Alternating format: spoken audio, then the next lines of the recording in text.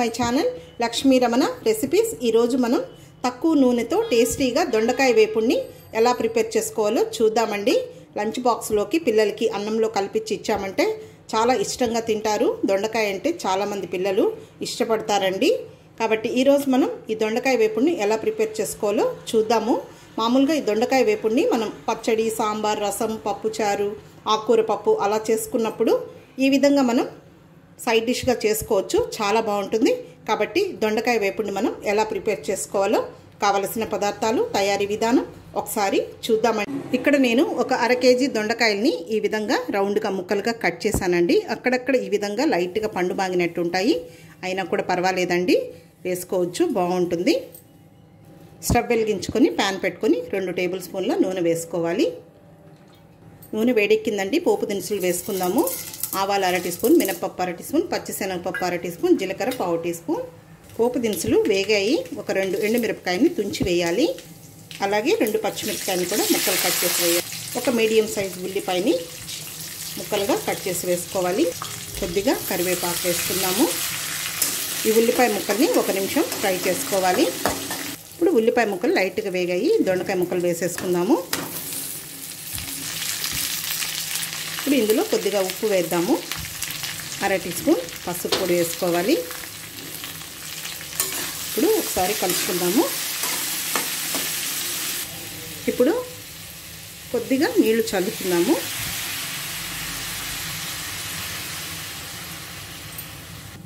మూత పెట్టేసుకొని మీడియం ఫ్లేమ్లో ఒక 6-7 నిమిషాలు ఉడికించుకోవాలి. చూద్దామండి. మనం తక్కువ నూనె వేసి నీళ్ళు చల్లాం కాబట్టి చూడండి ఉడికిపోయాయి. చూడండి నూనె కూడా అలాగే ఉంది.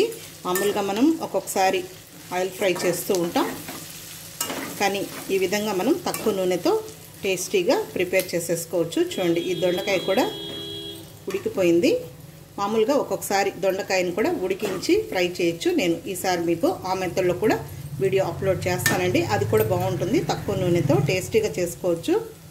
ఇప్పుడు మూత పెట్టకుండా ఇంకొక 2 నిమిషాలు ఫ్రై చేసుకుందాము. ఇప్పుడు చాలండి, వేగింది. ఒక 6-7 వెల్లుల్లి రెబ్బల్ని కచ్చా పచ్చగా దంచి వేసుకోవాలి. ఇప్పుడు వెల్లుల్లి వేసిన తర్వాత 1 నిమిషం ఫ్రై చేసుకోవాలి. ఇప్పుడు ఇందులో ఒక 1/4 టీ స్పూన్ కారం పొడి వేసుకుందాం. మనం పచ్చిమిర్చి, ఎండుమిరపకాయ వేసాము, చాలు.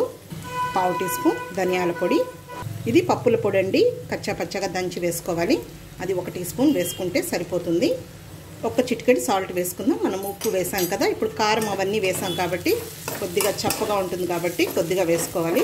ఇదంతా కలిపేసుకుందాం. ఫ్లేమ్ని మీడియంలోనే ఉంచాలి, లేకపోతే ఇది మాడిపోతుంది. చాలండి, స్టవ్ ఆఫ్ చేసేసుకుందాము.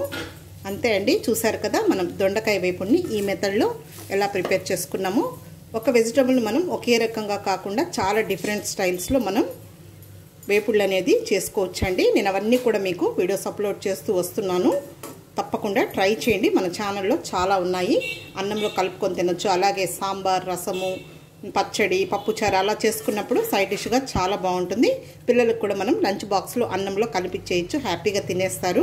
పిల్లలకి దొండకాయ అంటే చాలా ఇష్టపడతారండి. కాబట్టి తప్పకుండా ట్రై చేసి చూడండి. ఈ వీడియో మీకు నచ్చినట్లయితే నా యూట్యూబ్ ఛానల్ లక్ష్మీ రమణ రెసిపీస్ని కొత్తగా చూస్తున్న వారైతే నా ఛానల్ని తప్పకుండా సబ్స్క్రైబ్ చేసుకోండి. నచ్చితే లైక్ చేయండి, షేర్ చేయండి. ఇంకొక మంచి వంటతో మళ్ళీ కలుద్దాం. నమస్తే అండి.